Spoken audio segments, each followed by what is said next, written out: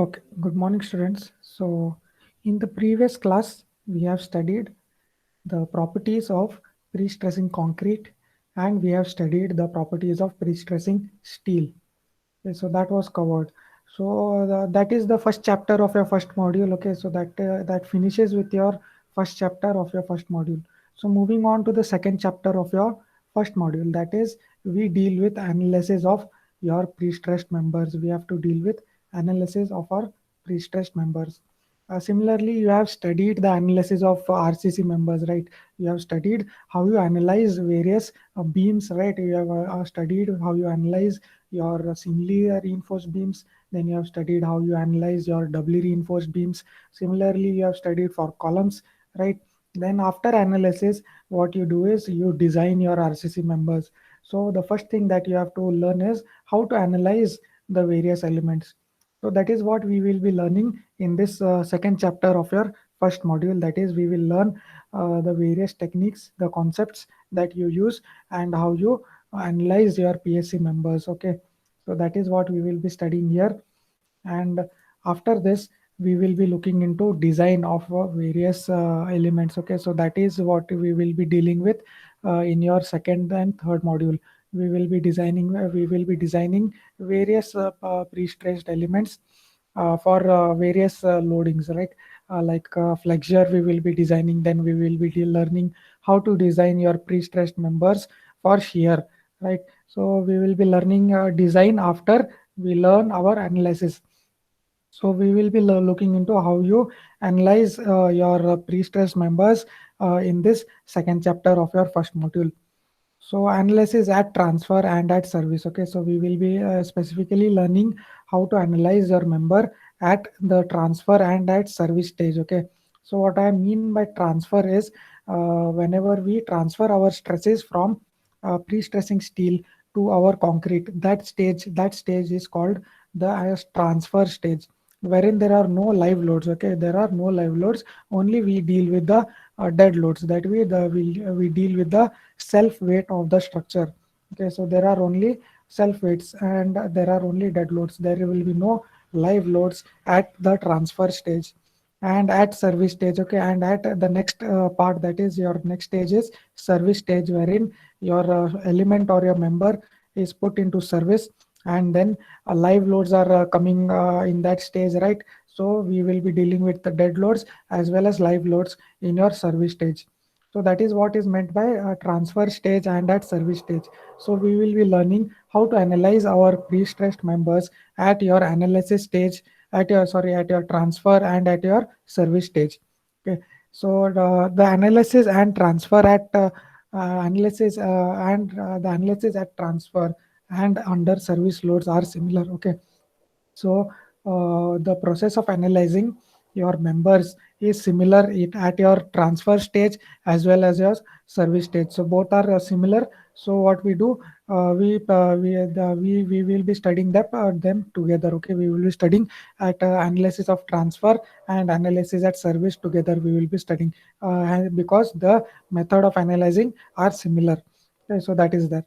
Next, pre-stressed member usually remains uncracked under service load, right? That I have explained to you how under service load a pre-stressed member is uncracked. There are no tensile forces allowed in your pre-stressed member. So that is a type 1 structure wherein no tensile forces are allowed.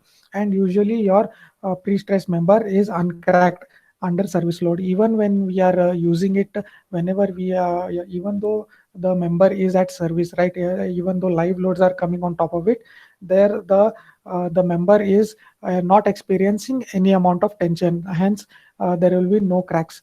That is what is told. The pre-stressed member remains uncracked under service load. So that is true for type 1 members and also for type 2 members.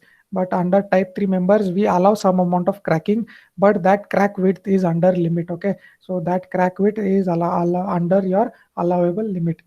So usually it remains uncracked and uncracked under service loads. Usually it remains, right. It is not 100% of true for all the members, but it is true for type 1 and type 2 members, wherein no cracking is allowed.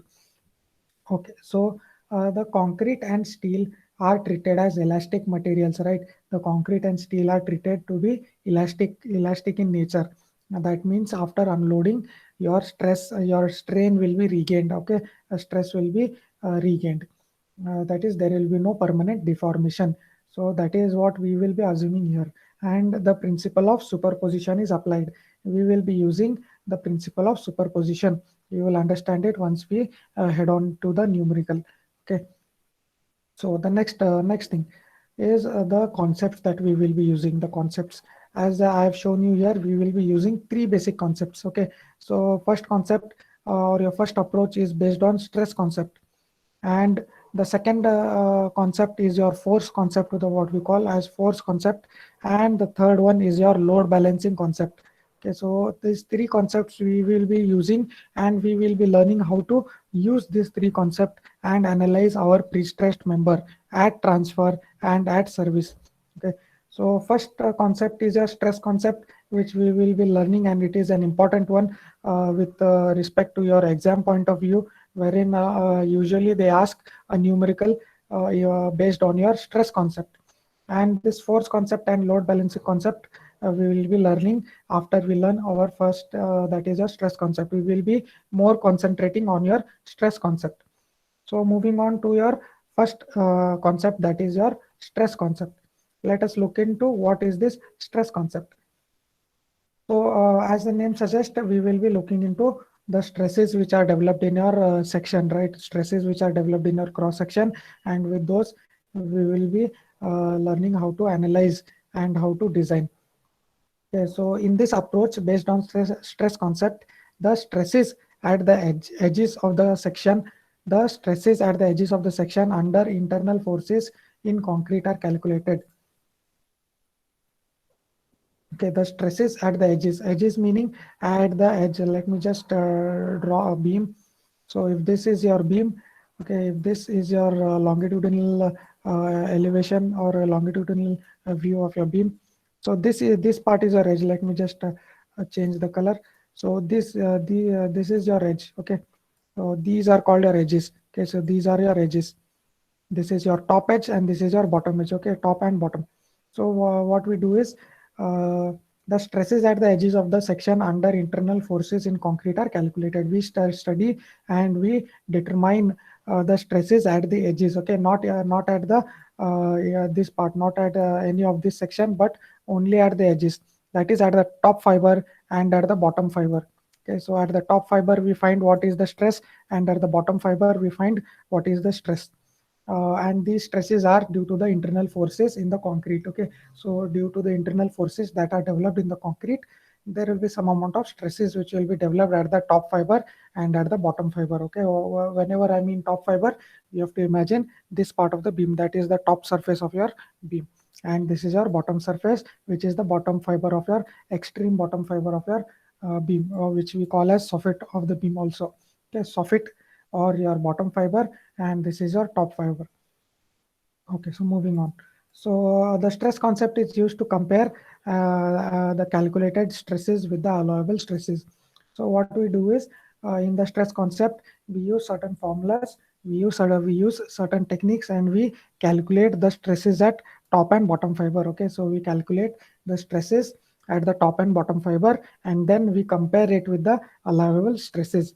What we do is, after calculation using stress concept, what we do is we compare it with the allowable stresses, whether it is within the allowable stress limit or whether it is exceeding. Okay, so that is helpful in your design stage.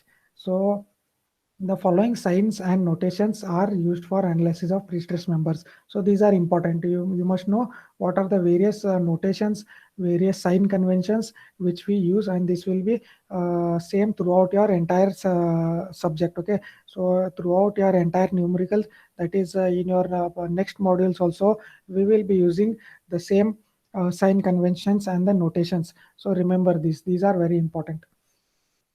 So coming to your first one. So P is representing your pre-stressing force. We represent pre-stressing force by the letter capital P. Okay, so capital P is used to denote your pre-stressing force. Yeah, suppose this is your beam which is pre-stressed. So we show a arrow mark, okay, we show a arrow mark like this, and one more arrow mark like this, representing compressive pre-stressing force. And this is your steel tendon, okay, this is your steel tendon, and we write like this. So this is your pre-stressing force, which is denoted by capital P. And we use sign convention, that is positive for compression. We use positive for compression, and you can see in this case which I have drawn, both the forces are acting towards each other, right? So they are acting towards each other, and they are compressing this concrete element, right? This is, they are compressing the concrete element, so they are positive. So this compressive force or the pre-stressing force is positive because it is compressive. And it, if it was tensile in nature, we would have considered that as negative, okay? So positive for compression, and negative for tension. So that is the main sign convention which we will be using throughout this syllabus. Okay, so the second thing, eccentricity. Okay, eccentricity is denoted as small e. It is, the letter small e is used to denote eccentricity in your pre-stressing force. So eccentricity is usually, if this is your CGC, which is CG for your concrete, right? CG for your concrete, and if this line represents the CG for your steel, okay, CG for your steel, CG, it is usually denoted as, let me just scroll down, it is denoted as like this, okay, CGS and CGC. So you can see here, this is your concrete element, right? It is your concrete beam which is simply supported, and you can see it is having a UDL, it is having a UDL above it. So this is your cross section. You can see this is your cross section of your concrete, and the centroid or the CG will be at the center point, center, right, of the concrete I am talking about. So this is the CG of your concrete. So this is represented by a line over here. You can see it is represented by a line which is CGC. So it is CG for concrete. So it is represented as C. So you can see this is your pre-stressing steel in your cross section. This is your pre-stressing steel, and you can see in the longitudinal section, you can see a pre-stressing steel is seen over here. So this is your centroid of your steel, because there is only one pre-stressing element over here. So this will be, this itself will be your CG for your steel, okay, CG for your steel. So this is the line, dotted line you can see here, which is representing your CGS, CG for your steel, okay, CG and S denotes steel. So the difference or the vertical distance between these two, okay, the vertical distance between these two is nothing but your eccentricity. Remember always, the eccentricity is always the vertical distance between your CGC and your CGS. Okay, so this is your eccentricity, which is denoted by your small e. Okay, small e is used, small e alphabet is used to denote your eccentricity e. So it is usually in your numerical, it is mentioned, this distance is mentioned, okay. Yeah, they say that the pre-stressing tendon, the pre-stressing tendon like this, the pre-stressing tendon is located at 50 mm from the soffit of the beam. Okay, so they mention this distance. So this is the soffit of your beam, which I have told you is the bottom fiber. So from the soffit of the beam, the pre-stressing tendon is located at a 50 mm distance. So they usually give this distance, and what you have to do is we have to calculate this distance, okay, and you have to use this as E and not the 50 mm which they have mentioned. So usually students make a mistake while taking in the value of E, okay. So we will learn that whenever we when we are dealing with the numericals, okay. So you will understand it clearly. So moving on to your next thing, that is moment. Okay, moments are generated in your beam, right? Moments are generated in your beam. Maybe it is generated due to dead load, or whether it is generated due to live load, right? And moments are also generated because of the pre-stressing force. So let me just show you here in this figure. So this is your pre-stressing member, right? Pre-stressed member, wherein you have a pre-stressing steel over here. So because of this pre-stressing force, let me just draw. So this is your pre-stressing force P, right? So this is your pre-stressing force P, and this is also your pre-stressing force P, which is generated. Okay. So this is compressive in nature. And what happens is, because of this eccentricity, right? Because of this eccentricity, there will be some amount of moment generated in this element because of this eccentricity. If it was concentric, right, if the steel was at the center, that is, if the CGC and CGS were same, right, if the tendon was concentric, like in this case, okay, you can see that the tendon is concentric, it is at the center. See, this tendon is located at the center of their, at the centroid of your concrete section. You can see it is at the centroid. So if this was the case, there was no moment to be generated because of this pre-stressing force P. If it is centrally located, there will be no moment generated because of this pre-stressing force P. Because of this eccentricity, right? Because of this eccentricity, there will be some amount of moment which will be generated, because usually whenever there is a force like this acting from a certain point, what we do is we calculate the moment based on this lever arm which is here. So the force P multiplied by your perpendicular distance, right? Perpendicular distance from this particular point, force P multiplied by a perpendicular distance will give you your moment. Okay, so that is what is mentioned over here. So moment M is equals to P into E. Okay, pre-stressing force into your eccentricity, that is your perpendicular distance, will give us the moment. And also there are moments which are generated by your dead loads and your live loads. Okay, moments will be generated by your dead loads and your live loads, so that is also represented by your capital M. Okay, so we will learn how we calculate those dead loads and live load moments as we head on to your numericals. Okay. So moving on to your next thing, that is capital A is usually used for representing cross-sectional area. So that is one common notation which we use. So capital A is used for denoting your cross-sectional area of your concrete member. Okay, concrete member, it is used to notate.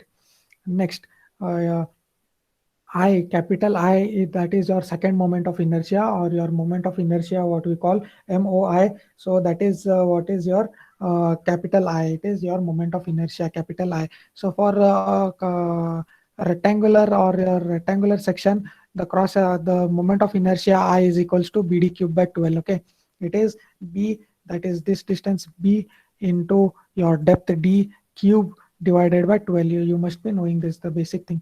Okay, so remember this. Next thing, Z. What is Z? Z is your sectional modulus. Okay, sectional modulus. What we represent your sectional modulus is, we use Z. We use Z to represent sectional modulus. So sectional modulus is equals to I by Y, right? So you can see here it is equal to I by Y. So this I which we have calculated, if we divide it by Y, if we divide it by Y. So what is this Y? Let us see what is this Y. So Y is your distance from top and bottom fiber from the centroid of your section. So let me just show you over here. So if this is your section, if this is your cross section, okay, if this is your cross section, if this is your B and this is your depth D, okay, this is your depth D and this is your width, that is B. So this is your centroid of your section, right? This is the centroid of your section. So this is your top fiber, as I've told you, of your section, and this is your bottom fiber. So the distance from the centroid of your section is nothing but your Y. So this is Y. This is for top fiber, so I am writing it as YT, and this is for YB because it is for bottom fiber. So for the distance from your centroid, right, from your centroid to your top fiber is YT, and the distance of your centroid from your centroid to your bottom fiber is your YB. Okay, so remember this. And this centroid is for concrete. Okay, it is CGC. It is centroid which we use for determining YT and YB. Centroid which we use is CGC. It is centroid of concrete and not centroid of steel. Remember this. So that is what it is represented here. YT is for distance of your top fiber from your CGC, and YB is your distance of bottom fiber from your CGC, or your centroid of your section. So that is what is Y which we will be using here. Okay, so I by Y is equal to your sectional modulus Z. Okay, I by Y is equals to sectional modulus Z. And if we use YT over here, so this will be for top fiber, and if we use B over here, this will be for bottom fiber. Okay, so that is what is represented here. You can see ZT and ZB. So it is sectional modulus for top fiber and sectional modulus for bottom fiber. And sometimes what happens is, you can see this is concentric tendon you have over here, and we have a uniform cross section, right? Uniform cross section here. Yt will be equal to yb, right? Yt will be equal to yb, and hence zt will be equal to zb. Hence zt will be equal to zb. So instead of writing t and b, what we represent it, we can directly write it as z. Zt equal to zb equal to z, and yt is equal to yb equal to y. We can represent it directly using these convention, and we can skip on writing t and b whenever it is a symmetric cross section. Okay, whenever it is a symmetric cross section across your x-axis. Okay, across your x-axis. So moving on to the next thing. So you can see it is f top and f bottom. So f is usually used for representing stress. Okay, f is used for representing stress, and ft is nothing but the stresses at your top fiber, and fb is the stress at your bottom fiber. Okay, so stresses, pre-stress in concrete developed at top fiber and at bottom fiber. We represent it as ft and fb. Okay, ft and ft, or you can write f top and f bottom. Okay, whatever convention you can, any of these convention you can use. So these are a few important notations and sign conventions which we will be using. And one more thing, so moment compressive force, if it is a compressive force, it is considered as positive, right? Compressive force is considered positive, and tensile forces are considered to be negative. And whenever there is a compressive force generated in your beam, it will be considered as positive, and if it is developing tensile force in your concrete, it is termed to be negative. Okay, so remember this. So moving on to your next part is, how do you analyze a pre-stressed concrete with a concentric tendon. Okay. So we will learn how do you analyze a simply supported beam with a concentric tendon. Concentric tendon meaning your pre-stressing tendon is located at the CG of your concrete. Okay, it is located at the CG of your concrete. So here your CGC and your CGS are equal, right? They are at the same place. CGS are at your same places, so they are equal, meaning it is a concentric tendon. You can see that the tendon which is placed here is centrally placed at your cross section. You can see it is centrally placed, and hence your pre-stressing force here, this P force, will not generate any moments. Okay, it will not generate any moments, and hence you can see that this beam, when it is pre-stressed, it will neither hog or it will neither sag. Okay, it will not be either hogging or it will not be either sagging, because of no moments which are generated because of this centrally located tendon. Okay, so if it was eccentric, based on the eccentricity, it will hog. If the eccentricity is below your neutral axis, it will hog, and if the eccentricity is above your neutral axis, it will cause sagging. Okay, so usually the tendons are located below your neutral axis, right? It is usually located below your neutral axis, and hence it will always cause sagging effect. It will cause sagging effect. So let us look into this. This is your cross section, and this is your longitudinal section of your beam. Okay, this is your pre-stressing force, and this is your length of your beam, which is denoted as capital L. Then let us look into this stress distribution diagrams. Okay, stress distribution diagrams. So because of this pre-stressing force, okay, because of this pre-stressing force P, there will be some amount of stress generated in your concrete, right? There will be some amount of stress, compressive stress, especially because this is compressive in nature, right? P, which is your pre-stressing force, is compressive in nature. You can see they are acting towards each other. You can see these forces are acting towards each other. Hence, they are compressive. They develop compressive force in your concrete. They develop compressive force in your concrete. Hence, you can see it is denoted as positive. Okay, it is denoted as positive, and what we call it as, direct stress. Okay, we call it as direct stress, and it is equal to P by A. So P is your pre-stressing force, and your capital A is your cross section area of your cross section. Okay, area of your cross section, that is capital A. Okay, it is area of cross section of your concrete. So P divided by A will give me my direct stress, and this direct stress is always compressive in nature. It is always positive. Okay, it is always positive. So let me just explain this stress distribution diagram. So this is the depth of your concrete, right? This is the depth of your beam, and this value is your P by A. This value which I'm drawing now, this value is your P by A. Okay, this value is your P by A. Okay, so it is, you can see it is equal at top fiber and bottom fiber. You can see at the top fiber it is same, and at bottom fiber it is same. Hence, what we get is we get a rectangular type of stress distribution. We get a rectangular type of stress distribution. You can see it is a rectangular type of stress distribution which is having width of P by A. Okay, this value is nothing but P by A, and this is nothing but your depth of your section. Okay, depth of your section. Now moving on to the next one, so you can see there is this stress diagram which is generated because of your moment. Okay, because of your moment. So this moment is due to dead load plus your live load. Okay, dead load plus your live load. Remember this moment, how you calculate is this moment. First, you have to calculate your dead loads, and you have to look into what are the live loads which are coming. Okay, live loads will be given. So so and so amount of live load are acting, and dead load you have to calculate by the cross section, right? You can use the cross section, and you can calculate the self weight of the beam. Self weight is nothing but your dead load. Okay, self weight you can calculate. Add both of these to get the total load W. Okay, add both of this to get W, and then you can calculate using this W. You can calculate the moment. Okay, you can calculate the moment which we have substituted here. Okay, moment which we have substituted here. Then next in this equation, you can see it is my by I. It is m into y divided by I. So y, you know, it is top fiber. You can substitute yt, and for bottom fiber you can substitute yb.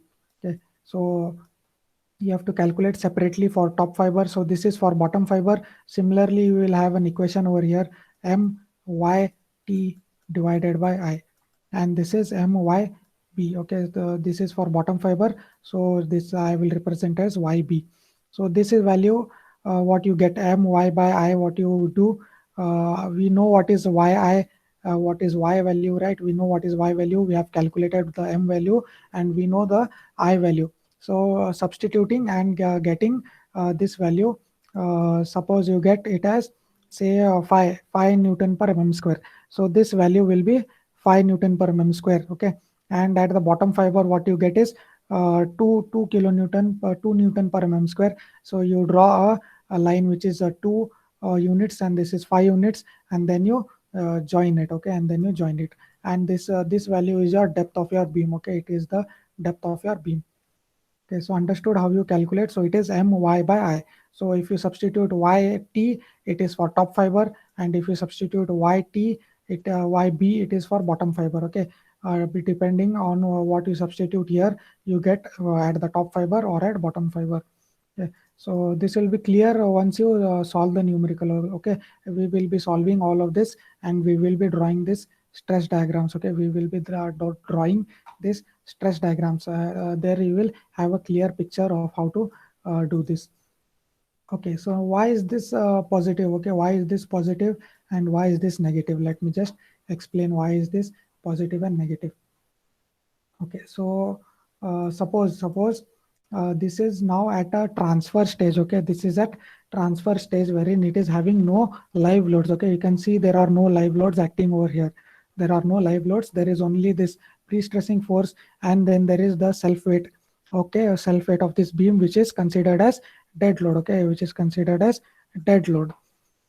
Now, what this dead load causes is this dead load, and dead load will cause a sagging, right? It will cause sagging of your beam. Your beam will start to sag like this. Understood? Because of this dead load, and because of this dead load, which is causing sagging, there will be compressive forces over here, right? Because this is sagging, compressive force will be generated here, and tensile force will be generated here, right? Tensile forces will be generated at the bottom fiber, and at the top fiber there will be compressive forces generated.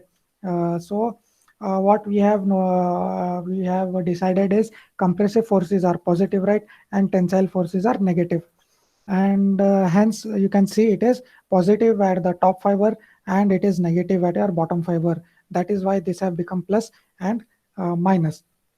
Now moving on to your next, that is after dead load, we put the beam at service. Okay, we put the beam in service. There will be live loads acting on this beam. Now there will be live loads, there will be some amount of live load which will be acting. Suppose now it is having a UDL. Okay, suppose it is having a UDL.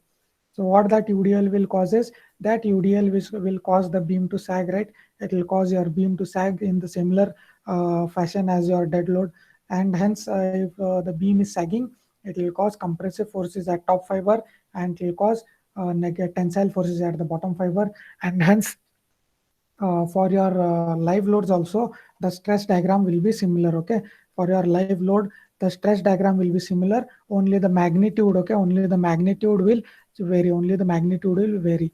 You can also draw the combined one for dead load and live load. So you can draw a combined stress diagram, or you can draw separately for dead load and separately for live load, depending upon the question or depending upon your method of solving. You can either draw separately for dead load, live load, or you can add both of them and you can draw a combined bending stress diagram, which is this one. Okay, so these two have to be added. Okay, these two have to be added in order to get your resultant stress. Okay, in order to get your resultant stress, that is F. So these two need to be added. You can see there is an addition sign over here. So these two need to be added to get a resultant stress. So that is what is written over here, resultant stress. So this is P by A, right? The direct stress, which is here, you can see P by A. And then this is your bending stress, My by I, which is over here. So as you can see, this is always positive. So this is denoted as positive and not plus or minus. Okay, because it is always positive, it is written as plus P by A and not plus or minus.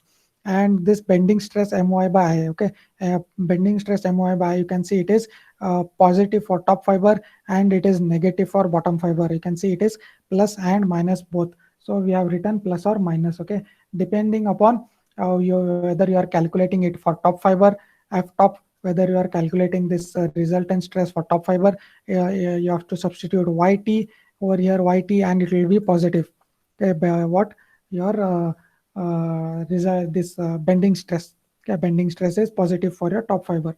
Now if you are calculating it for bottom fiber, stress for bottom fiber resultant stress, you have to substitute yb and your bending stress value will be negative. Okay, it will be negative. Hence, what we have written is we have written it as plus or minus My by I. Okay, so your resultant stress may vary. Okay, resultant stress may not be always positive, may not be always negative. It will depend upon your direct stress and your bending stress. Depending upon the magnitude and direction of your bending stress and your direct stress, the resultant stress at your top fiber may be positive, may be negative, and the resultant stress at your bottom fiber may be positive or may be negative. Okay, so combined diagram we have to draw later on for both of these. Okay, so I hope you have understood the concept of concentric tendon. Okay, I hope you have understood the concept of your concentric tendon, and this is the formula which we have to use for calculating the resultant stress in your concentric tendon. Okay, in your concrete beam with a concentric tendon. So this is the formula which you have to use. What you can do is, instead of writing y by I, what you can do is you can substitute I by y as z. Okay, you can substitute I by y and z. So what that will do is, so your equation will become p by a plus or minus z m by z. So instead of writing I by y, so what I can do is, instead of this I can substitute z. So it depends upon individual whether you want to substitute y by I or whether you can substitute z, depending upon individual. So both of these will give you your same answer. Okay, so we will be solving, while solving we will use both of this. Okay, we will be using some numericals, we will be solving by using this formula. Some numericals we will be solving by using this formula, okay, so that you have an idea of both of these. So I hope this first concept is clear for your concrete with a concentric tendon, okay, beam with a concentric tendon. I hope it is clear. So now moving on to your next thing, that is your eccentric tendon, okay, eccentric tendon, wherein you can see this beam is having an eccentricity and it is having a variable eccentricity, okay. So eccentricity is zero over here, okay, it is zero and it is going on increasing. You can see it is going on increasing up to here, and then it is having a constant eccentricity from here to here. You can see it is having constant amount of eccentricity, and then again your eccentricity is going on decreasing and it is becoming zero at your ends. Okay, it is becoming zero at our ends. So this is a beam showing eccentricity, variable eccentricity, having a beam with tendon having variable eccentricity. It is not having constant eccentricity. It is having variable eccentricity.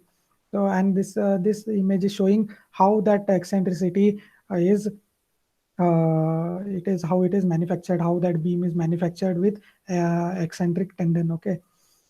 So you can see it is having a support force, and this is your beam, and this is your tendon, right? It is a steel member, and you can see at one end you have a jack, and one end you have an anchorage. Okay, so this is the one which will be pulling your steel tendon or applying tensile forces, right?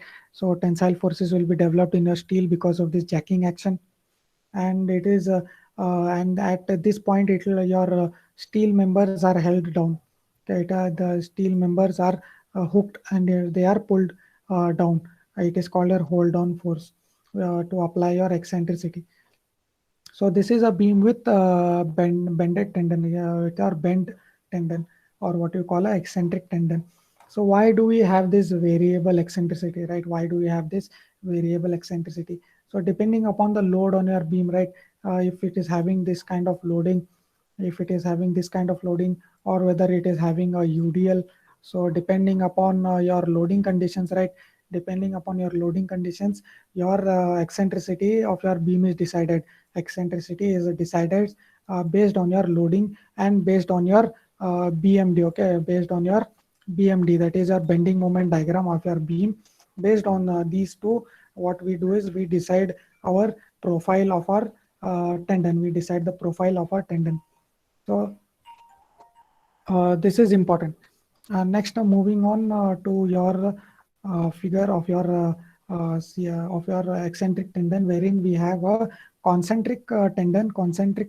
No, we do not have a concentric tendon. We have a tendon which is having constant eccentricity. Okay, remember different. Try to understand the difference between both of them. Okay, so we have a tendon which is having constant eccentricity throughout the beam. You can see the tendon is having same profile. It is not inclined, or it is not having a curved profile. It is straight, but it is having some amount of eccentricity, which is E. Okay, which is E. And this is your cross section, and in your cross section you can see this is your steel tendon. You can see this is your steel tendon, which is eccentric by some amount of capital small e, which is eccentric by certain amount small e. And I've told you the difference, the vertical distance between your CGC and your CGS is your eccentricity. And because of this eccentricity, right, because of this eccentricity, there will be moment which will be generated, right? There will be moment which will be generated like this. There will be moment which will be generated. Okay, just a second. I will be resuming your meeting in a few moments.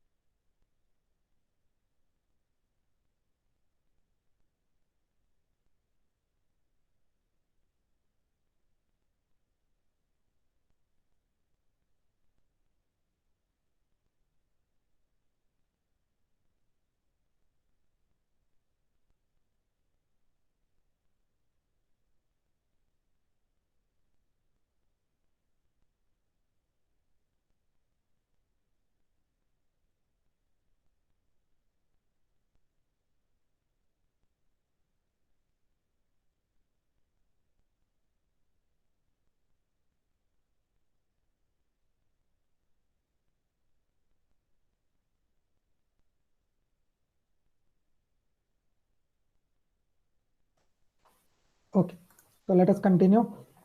So this beam you can see is a simply supported one. It is a simply supported one, right? It is a simply supported beam having a uniformly distributed load. You can see it is having a uniformly distributed load, and it is having a pre-stressed steel with a constant eccentricity.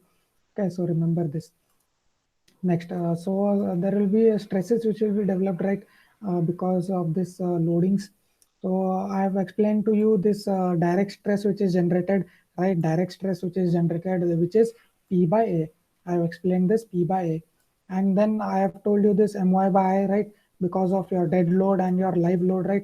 So it will be positive at your top because of compression, and it will be negative at your bottom fiber because of your tension which is developed because of your dead load and your live load. So this stress diagram is common. It is common for both dead load and for live load also. So what you can do is you can draw either separately, or you can draw like this combined for your bending stress. Okay, so this is for your bending stress. I have explained to you this bending stress also.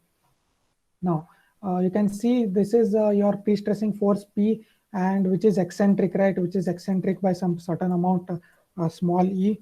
And because of this eccentricity, there will be this moment which is generated. Okay, this moment is generated, and this moment, what it causes is it will cause some amount of stress in our beam. Okay, additional to this direct stress and this bending stress, this moment which is generated because of your eccentricity, there will be certain amount of stresses which will be generated. So let me just explain how that stress is. So this is the stress diagram for that moment and that bending stress which is generated additional because of this eccentricity E. Okay, so you can see it is negative at the top fiber and it is positive at our bottom fiber, and it is similar to this equation. Okay, it is similar to this equation. Let me just explain to you how. So P into E, your moment, this moment value is what? This moment value it is, I have told you it is P into your eccentricity E, right? So that is what I am writing here, P into E, which is your moment, right? Moment, and into Y by I. So it is the same equation. You can see it is the same equation. So this moment is what? It is P into E. Okay, it is P into E, which is giving your moment, and into Y by I is the same equation which we are using. And because it is plus or minus, it is plus at your bottom fiber, and it is minus at your top fiber. Hence, what you have to do, you have to write plus or minus. So this is your equation. You can see it is plus or minus P into E into Y divided by I. So that is what your moment and your bending stress which is generated because of your eccentricity, which you have to add in your equation. Okay, so I hope this is clear. So let me just explain why this is negative and why this is positive at your top and bottom fiber. So this is your beam which we are using, and it is having a tendon at having a constant eccentricity E. So what this eccentricity E will cause is, it will cause your beam to hog, right? It will cause our beam to hog. So it will bend in this fashion. The beam will bend in this fashion. Okay, you can see it is not sagging, but it is hogging because of the eccentricity E, and because it is located below your neutral axis, right? It will cause hogging action. And if this tendon was located over here, if the tendon was located at this level, which is at above your neutral axis, imagine if you put compressive force over here, what will happen? It will cause your beam to sag. Okay, it will cause your beam to sag, but it is not the case. In usually in all the pre-stressing force, your tendon is located below your neutral axis. Okay, in majority of our cases. So that will cause a hogging of your beam, right? It will cause hogging of your beam, so that your loads which are coming, though they are balanced, right? I have explained to you this in your concept of pre-stressing. So you can see because of that, tension or tensile forces are developed at your top fiber, which is denoted as negative, and compressive forces are generated at your bottom fiber, which are termed as positive, right? So that is why you can see at top fiber it is negative, and at bottom fiber it is positive. So remember, so this is a stress diagram for direct stress. This is due to eccentricity and pre-stressing force, and this is due to dead load and live load. So once you add all of this, you can see there is plus sign over here. Once you add these three diagrams, you can see a resultant diagram of this fashion you will be getting. A resultant diagram of this fashion, which is positive in nature. So this may vary, okay, this diagram may vary, but usually these three diagrams are same. Usually they are same, but not 100% same in every numerical, but they are usually same. But this resultant diagram may keep on varying. It will be varying, it will not be similar, okay. So this is how you analyze, okay, this is how you analyze for your pre-stressing member with an eccentricity, okay, with some amount of eccentricity. Now let me just to show you the resultant force equation. So adding up all this P by A plus or minus PEY by I plus My by I will give me my resultant force F. Okay, you can see it is P by A plus PEY by I plus or minus My by I. So this is your equation which is used for calculating your resultant stresses. So if we use Yt and Yt over here, if we use this as Yt, okay, if we substitute Yt, we get the stresses at top fiber, and if we substitute Yb in this equation, right, we get the stresses at bottom fiber. So remember this. Next thing, you can always use Z, right? You can always use Z that I've told you. I by Y you can substitute instead of substituting this Y by I. Instead of using this term, you can substitute Z, right? In these two places you can substitute Z, and you can solve based on your interest or based on your technique. You can use any of this.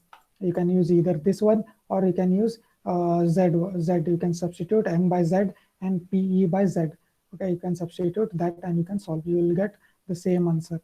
Okay, so we will be solving numericals using this formula. Okay, so this is a very important formula you have to remember. Okay, this is a very important formula, so keep in mind. This is due to direct stress, this is due to dead load, live load, and this is due to pre-stressing force, which is eccentric. Okay, so this is about your theory part, which is for your stress concept. Okay, this is regarding the theory part of your stress concept.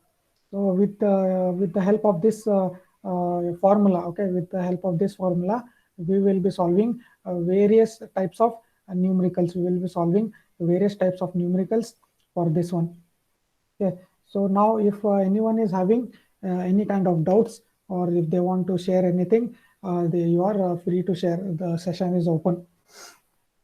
If you have any kind of doubts, you can type in the chat, or you can unmute and you can ask. So I was hoping to solve at least one or two numericals today, but since it is a 1 hour class, so what we will have to end the session here. So if you have no doubts, you can start typing in your attendance. If there is no doubt, you can start typing in your attendance.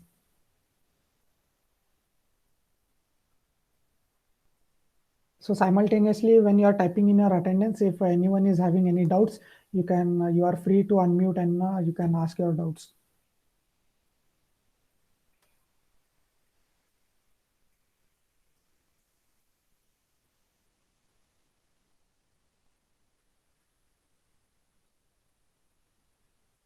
So quickly everyone type in your attendance.